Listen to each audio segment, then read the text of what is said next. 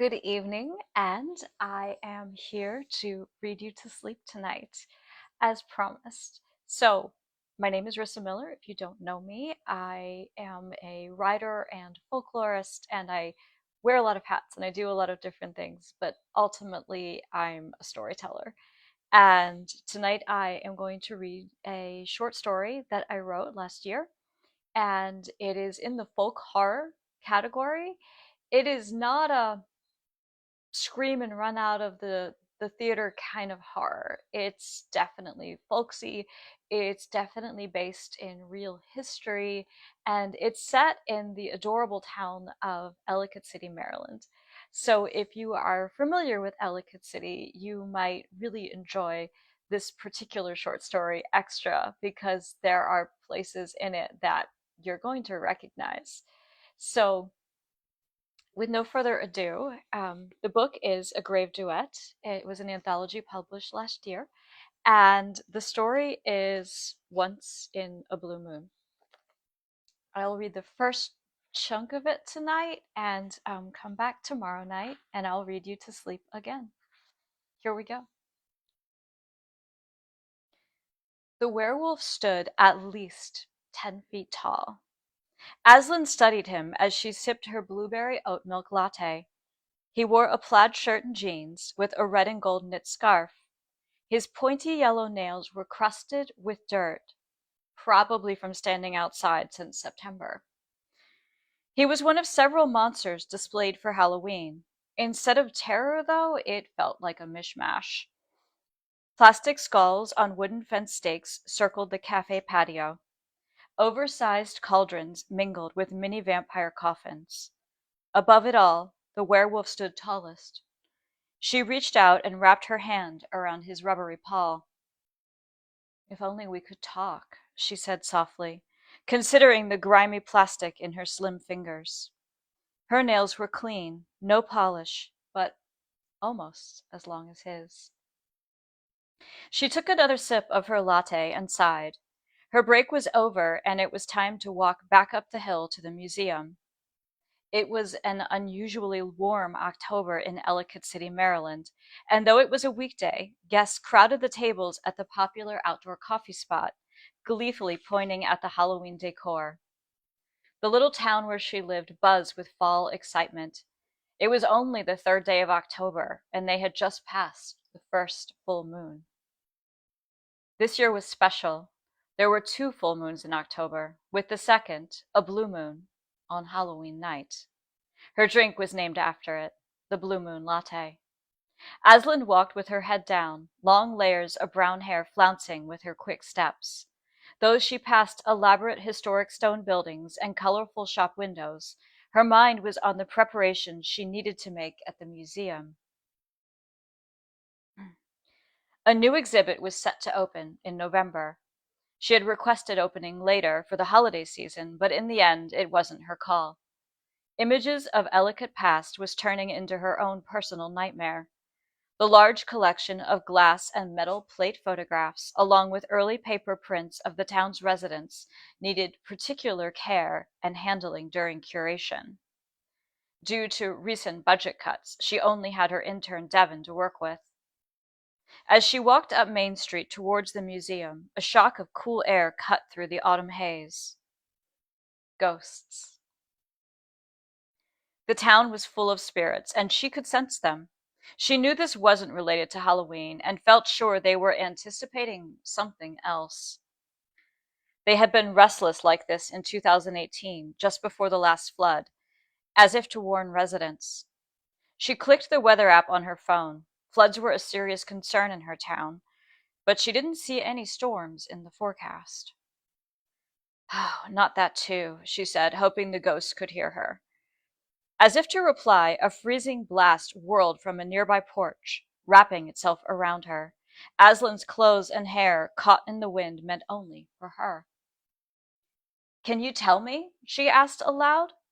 On the porch, she saw a young woman, maybe 13 or 14 years old, dressed in black, late 19th century clothing with a beautiful ornate brooch at the neckline. She stared at this sheer figure, who was clearly trying to communicate. Her mouth was moving, her body language animated and frantic. I can't hear you, Aslan said. She was familiar with ghosts and how they could move objects. She had seen full-bodied apparitions before, but even with her superior hearing, Aslan heard nothing. Then the girl vanished. Aslan stared at the empty porch in front of the popular salon. She stood still, hoping for more. A few cars passed, their reflections flashing in the window, but nothing else moved. The ghost seemed desperate to be heard. Then her mind snapped back to the brooch. She'd seen it before. Devin, the high school intern at the museum, wore one every day as a necklace. It was usually tucked into his shirt, but sometimes it dangled out when they moved exhibits or when he fidgeted with it. With fresh purpose, Aslan hurried up the hill locals called Mount Misery toward the museum. Devin was a good kid, like the little brother she never had, and she felt protective of him. He'd arrive after school. Aslan unlocked the old wooden door of the museum. It greeted her with its usual creak, and she reflected on how the local ghost tour group told stories of hauntings there. They were right. Hello, spirits, she said as she put her coffee on her desk. I wish you'd help me understand what your friend wanted. A chilly breeze shushed past her, and her lips curled into a smile. I bet you know the people in all these old photos, she said to the ghosts. She settled on a stark bench in a curtained-off area that would become the new exhibit. As she started unpacking several glass plate photographs, mostly from the late 1880s to the early 1900s, the doorbell jingled. Aslan glanced up towards the huge stained glass window in front of the museum. She knew from the angle of the sun that it was too soon for Devin, unless school got out early. Hello, is anyone here? An adult male voice. It was not Devin. Hello, I'll be one moment, she replied. Weekday visitors were rare, but also part of her job since there was no money for a docent. Oh, hey there, said a man standing beside the main doorway. Aslan shifted and looked him over. He seemed average in every way. Probably about her age. He wore jeans and a polo shirt with no logo. His hair was short, an average of a hairstyle as she could think of. Did you want a tour of the museum? She said with a smile. She noticed him staring at her hands, her nails. Actually, I wanted to find Dr. Hunter, the museum director, he said, nodding towards the nameplate on her desk. That's me, Dr. Aslan Hunter, she said. Oh, great. I was hoping to ask you some local history questions, like an interview of sorts, and I was hoping it could be on camera. Would you tell me more about your project so I can help direct you to the right resources? And your name, she said at length. She knew pauses made some people nervous, but they didn't bother her. Sometimes she wanted to think before responding. Right, of course. I'm Randall Jones. I live here in Ellicott City. I'm doing a research project of sorts. So, hear me out. It's about the Patapsco Howler, he explained with a nervous laugh. Once more, Aslan allowed space to stretch between them. This was a story she knew very well. The local legend of a werewolf that allegedly prowled Patapsco Valley State Park. The story was old, going back to the late Victorian period, brought in by settlers. It was the region's own monster, or one of them. Like with all cryptids, there was never a photograph, and witnesses described different things. Right, the monster in the park, she said. Is this for a thesis project? No. I'm making a movie, he said. See, 19 years ago, my dad and brother were killed in the park by someone, or something, maybe. And I know from my research, your father died that same night. Next chapter. Aslan found her mother in the wooden area of Patapsco they liked best, just past the swinging bridge, but off the trails packed with families, cyclists, and dogs. They both preferred to keep their distance from dogs. It was the smell. Dogs had such a strong aroma that it clouded up the rest of the forest. Deirdre Hunter was tall, like her daughter, equally rangy and powerful in presence, but she had the deep auburn hair of their ancestors, now streaked with some silver that glinted in the setting sun. I knew you would be here, Aslan said, and placed a to-go bag on the picnic table. First day of the waning moon. Fall is my favorite time of year, Deidre said. Not mine, Aslan flopped onto a bench and pulled out 2 chicken boxes, scooting one across the table.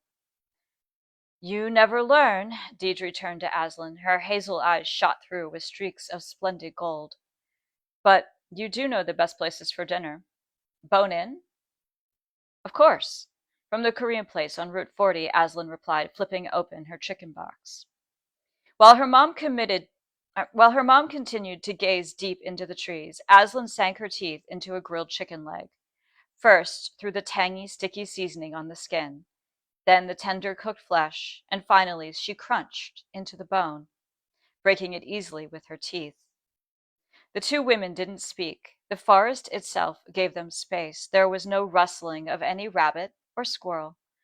Even the crickets fell quiet. The rhythmic crushing of bone filled the silence, and Aslan ate her meat, and she poked around the kimchi and spiced cucumbers on the side with her long nails. It wouldn't hurt you to eat a few vegetables, her mother said, opening her own box of takeout. The scent wafted over them both. So today someone came into the museum and asked about the Patapsco Howler. Aslan replied, her tone serious. People have told that story for ages, her mom shrugged. He asked about Dad. He's the son and brother of the Joneses. You know, Aslan said meaningfully. Deidre put down her chicken wing. Of all the people to come asking. Oh, there's more. He said he thinks there's a pattern, that the Patapsco Howler appears at certain times. Jones did his homework, so the best tactic is probably to make him seem like some crackpot cryptid chaser. But the thing is, Aslan trailed off.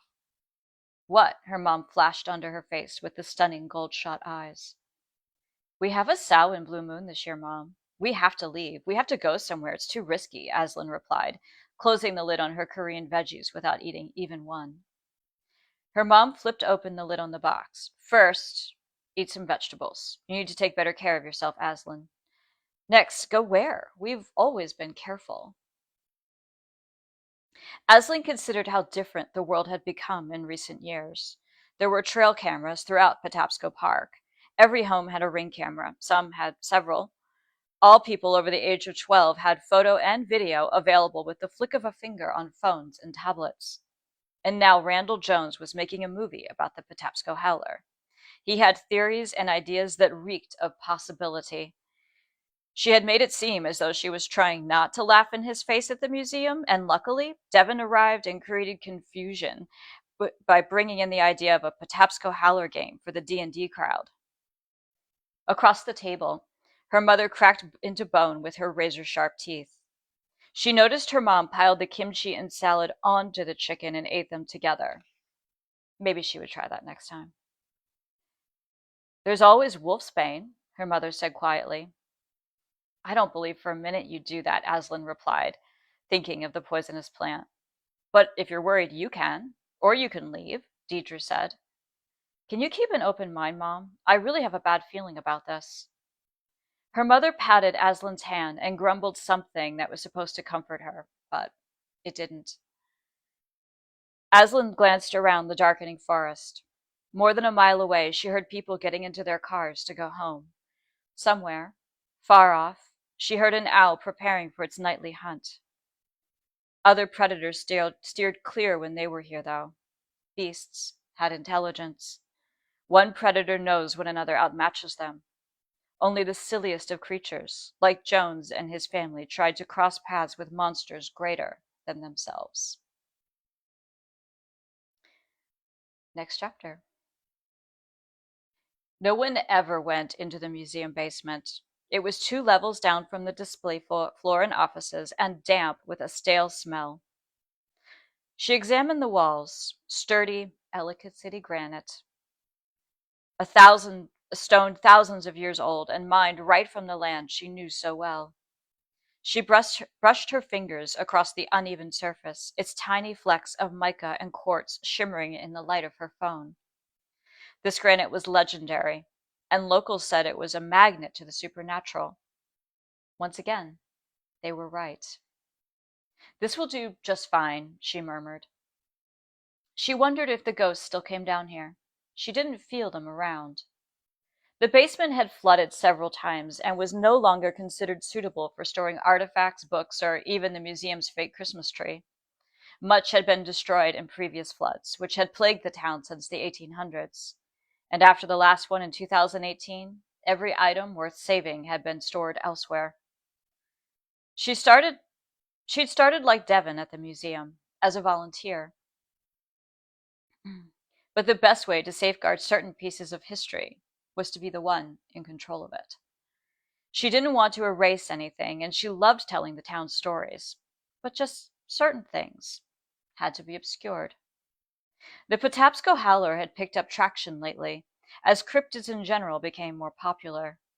Around town, she spotted stickers and mugs, not just with Bigfoot, Mothman, and Chupacabra, but a hunched-over canine-type beast labeled Patapsco Howler.